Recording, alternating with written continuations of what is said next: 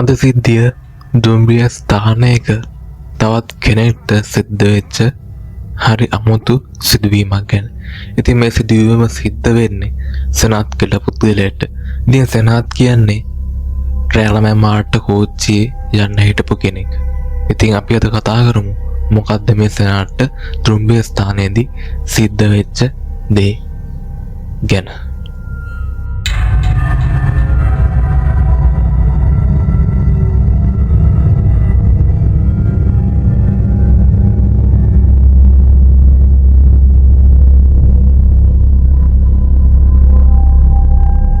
ඉතින් කොහොමරි කලින් වගේම සනාත් දුම්රිය ස්ථානයට එන්නේ රෑ 9 මාට තැපැල් කෝච්චියේ කොළඹට එන්න හිතාගෙන.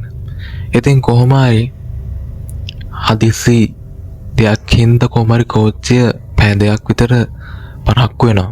ඉතින් කොහොමරි සනාත් මේ ස්ටේෂන් එකට එන්නේ නැත්තම් මේ දුම්රිය ස්ථානයට එන්නේ තමන්ගේ යාළුවත් එක්ක. හැබැයි හදිසියේදී යාළුවා එන්න පරක්කු හින්දා ඒ යාළුවා සනාට්ට කියනවා මචං උඹ කලින් ඵලයන් කෝච්චිය කලින් ආවත් උඹ නැගලා ඵලයන් මා වැඩිය ෂුව කරන්න එපා කියලා. ඉතින් කොහොමරි සනාට්ට ගමන යන්න අත්‍යවශ්‍යම හින්දා සනාත් රෑ 8 මාට විතර මේ දුම්රිය ස්ථානයට එනවා. ඉතින් මේ දුම්රිය ස්ථානට එනවත් එක්කම දුම්රිය ස්ථානයේ වැඩ කරන සේවකෙක් විතරයි දුම්රිය ස්ථානටම හිටියේ. ඉතින් ඒ සේවකයාත් එයාගේ ඔෆිස් එක නැත්තම් එයාගේ කාර්යාලේ පොඩි ඇලර්ට් එකක් දාන ගම නැත්නම් පොඩි නින්දක තමයි මේ ස්ටේෂන් එකේ වැඩ කරන කෙනාත් හිටියේ. ඉතින් සනාත් මුලින්ම එන්නේ එයාගේ යාළුවට කෝල් එකක් දෙන්න කියලා හිතාගෙන මොකද හරියටම දන්නේ නැහැ යාළුවා එනවද නැද්ද කියලා. ඉතින් කොහමරි යාළුවා කියනවා මම මචං එනවා පොඩ්ඩක් පරක්කු වෙයි කියලා. ඉතින් කොහමරි යාළුවා එනකන් කියලා හිතාගෙන සනාත් කෙලින්ම පළවෙනි වේදිකාවේ බංකුවක් ගාවට ගිහිල්ලා වාඩි වෙනවා. ඉතින් කොහමරි ටික වෙලාවක් සනාත් ෆෝන් එක බබ නැත්තම් ෆෝන් එකේ යාට මෙයාට මෙසේජ් දාලා ඉන්නකොට සනාට පොඩි නිදිමතක් වගේ ගතියක් ආවා. ඉතින් සනාත් දැක්කා තුන්වෙනි වේදිකාවේ ටැප් එකක් තියෙනවා. හැබැයි පොඩ්ඩක් හතරවෙනි වේදිකාව මාරු විදියට කරවලයි. ඉතින් සනාට පොඩි බයකුත් ආවා මේ තුන්වෙනි වේදිකාවට යන තනියෙන්. මොකද තුන්වෙනි වේදිකාවට තිබ්බ එක ලයිට් එකක් විතරයි. ඊටසේ තුන්වෙනි වේදිකාවට යාපෙත තිබ්බ හතරවෙනි වේදිකාව. හතරවෙනි වේදිකාවේ කිසිම ලයිට් එකක් තිබෙන්නේ නැහැ. කට්ට කරවල වේදිකාවක් වුණා හතරවෙනි වේදිකාව. ඉතින් කොහොම හරි සනාත්ට නිදිමත වැඩි හින්දා සනාත් කොහොම හරි පඩි පෙළ නැගලා කිලිම යනවා තුන්වෙනි වේදිකාවට. තුන්වෙනි වේදිකාවේ අයිනෙම තිබ්බ පුංචි ටැප් එකක්.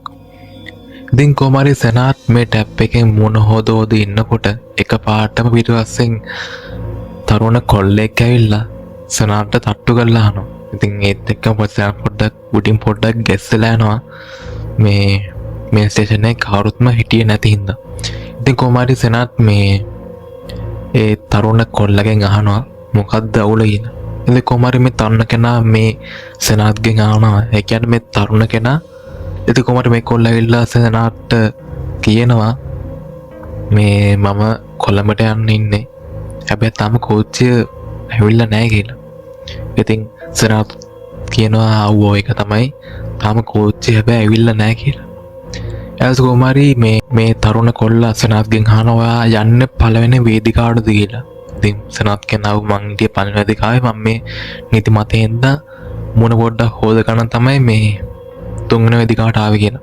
ඉතින් තරුණ කොල්ලත් වැඩි කතාවක් නැතුව තරුණ කොල්ලා චීප් එක යනවා පඩිය නැගලා පළවෙනි වේදිකාවට. ඉතින් සනාතුත් මොන පිටිදගෙන පඩි පිළ නැගනවා පළවෙනි වේදිකාවට.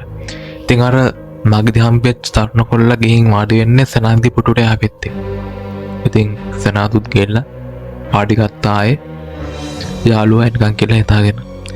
ඊට පස්සේ මේ ටික වෙලාවක් සනාතුයි අර මගදී හම්බෙච්ච තරුණ කොල්ලයි බලාගත්තු අතේ බලාගෙන ඉන්නකොට අර තරුණ කොල්ලා අඩන්න ගත්තා.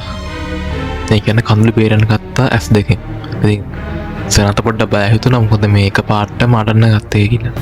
ඉතින් සනාත් පොඩ්ඩක් ළඟලා අහනවා මේ මල්ලි මේ මක්කරි ප්‍රශ්නයක්ද කියලා. ඊට කොමාරි මේ තරුණ කොල්ලා කිසිම උත්තරයක් දෙන්නේ නැහැ. ඊට ටික වෙලාවට පස්සේ මේ තරුණ කොල්ලා සනාත්ගේ පැත්ත හැරිලා කියනවා මම මගේ ආදරය නිකන් බලාගෙන ඉන්නවා කියලා. ඔන්න ඔච්චරයි කියන්නේ. එතනින් පස්සේ මේ තරුණ කොල්ලා විනාඩි 5ක් විතර ආයේ නෝමල් මූඩ් එකෙන් ආයේ සාමදාන වෙලා ආයේ කඳුළු ඔක්කොම කිදගෙන ඔක්කොම කරගෙන මේ තරුණ කොල්ලා යනවා පඩිය නැගලා 4 වෙනි වේදිකාවට. දැන් සෙනාට් කෝකටත් කිලව්වා මේ මචං හයව 4 වෙනි වේදිකාවට යන්න කියලා. ඉතින් මේ කොල්ලා නැත්තම් මේ තරුණ කෙනා නැත්තම් අර සෙනාට්ගේ පිටට තට්ටු කරපු ඒ තරුණයා කිසි දෙයක් කියන්නේ නැතුව කෙනින්ම යනවා 4 වෙනි වේදිකාවට. ඉතින් සෙනාටුත් පොඩ්ඩක් බය තිබ්බ හින්දා සෙනාට් කෙලින්ම කාර්යාලේ නිදිගෙන හිටපු අර සේවකකට අඬ ගහනවා මහත්තයා අර මේ කොල්ලෙක් 4 වෙනි වේදිකාවට ගියා මේ මොකක්කරි ප්‍රශ්නයක් තමයි යාට තියෙනවා ඒ හින්දා මේ පොඩ්ඩක් බලන්නවද කියලා. ඉතින් මේ නිදන් හිටපු සේවකයාත් පොඩ්ඩක් වෙලා ඉඳලා ඊටසේ මේ සේවකයා නම් සනත් ගාවට කොර කොල්ල කියලා ඊට පස්සේ සනත් කියනවා මේ අර කොල්ලා මේ පඩි නැගලා කෙලින්ම 4 වෙනි වේදිකාවට ගියා මොකොත් දන්නේ නැහැ පොඩ්ඩක් ඇඬුවත් එක්ක පොඩ්ඩක් බලන්න කියලා. ඉතින් මේ සේවකයා ටෝච් එකක් ගහගෙන යන පළවෙනි වේදිකාවේ අන්තිමට 4 වෙනි වේදිකාව පේන හින්දා. සතුමාරි මේ සේවකයා ටෝච් එකක් ගහගෙන සනත් පොඩ පස්සෙන් ආ මොකද උනේ කියලා බලන්න. හැබැයි මේම පළවෙනි වේදිකාවේ පොඩ්ඩක් අයින්ට යනකොට කිසිම කෙනෙක් 4 වෙනි වේදිකාවේ හිටියේ නැහැ. ඒ කියන්නේ ටෝච් එක ගන්නකොට 4 වෙනි වේදිකාවේ කවුරුත්ම හිටියේ නැහැ. ඊට පස්සේ ස්ටේෂන් එකේ වැඩ කරපු නැත්නම් අර දුම්බිය ස්ථානයේ වැඩ කරපු මේ සේවකයාත් සනත්ට බයින්න මේ මම නිදිගෙන හිටියයි මේ බොරු දෙකට අඬගව කියලා. ඉතින් සනත් කියන නෑ මේ කොල්ලෙක් හිටියා මේ දැන් නෑ කියලා. ඉතින් කොමාරි සනට්ටත් පොඩ්ඩක් කන්ෆියුස් එකක් ආවා නැත්නම් සනාතුත් පොඩ්ඩක් බුද්ධම වුණා මේක පාටම 4 වෙනි වේදිකාවට ගියපු තරුණ කොල්ලා දැන් මාත් එක්ක කතා කරපු තරුණ කොල්ලා එක පාටම අතුරු දහන් වෙච්ච හින්දා. ඉතින් සනාත් ආය ඒක අමතක කරන්න කියලා හිතාගෙන ආය ගිහින් වාඩි වෙනවා බංකුවේ පළවෙනි වේදිකාවේ. ඊපස්සේ ටික වෙලා යනවත් එක්කම ඕන්න කට්ටිය එන්න කතේ ස්ටේෂන් එකට. ඉතින් කෝච්චියත් එනවා කියලා දැනුම් දුන්නා. ඉතින් කොහමරි කට්ටිය පිරණ ගන්නවත් එක්කම ඔන්න එනවා සනත් යාළුවා. සනත් යාළුවා දුවගෙන එනවා සනත් ගාවට. ඊපස්සේ මේ සනත් කියනවා මේ එයාට සිද්ධ වෙච්ච සිද්ධිය. ඉතින් අන්න එතනදි තමයි සනත්ට පිස්සුම හැදෙන්නේ. ඉතින් මේ සනත්ගේ යාළුවට සනත් සිද්ධ වෙච්ච සිද්ධියම කියනකොට සනත්ගේ යාළුවා කියනවා මචං උඹත් එක දැක්කද කියලා. සනත් අහනවා මොකද්ද දැක්කද කියලා අහන්න. ඇයි එයා මීට කලිනුත් මේ විදිහටම එක පාට අතුරු දහන් වෙලා තියෙනවද කියලා. ඊට පස්සේ සනත්ගේ යාළුවා සනට්ට කියනවා මචං ඔය වත් එක්ක කතා කරපු කොල්ලා මීට අවුරුදු 5කට විතර කලින් 4 වෙනි වේදිකාවේ කෝච්චියට පැනලා මැරලා තිනා කියලා. ඉතින් ඒ කතාව සනත් යාළුවා සනට්ට කියනවත් එක්කම සනත් ඉතින් කොහමරි මේ කතාව මම කිව්වේ හරි අමුතු විදිහේ කතාවක් හින්දා. ඉතින් මේ වගේ සිද්ධීන් ඔයාට සිද්ධ වෙලා ඇති. ඉතින් ඒ වගේ සිද්ධීන් ඔයාට සිද්ධ වෙලා තියෙනවා නම් යටි කමෙන්ට් එකක් දාගෙන යන්න. ඉතින් අපි බලමු ඊළඟ වීඩියෝ එකේදී අපිට තියෙන කතාව මොකක්ද කියලා.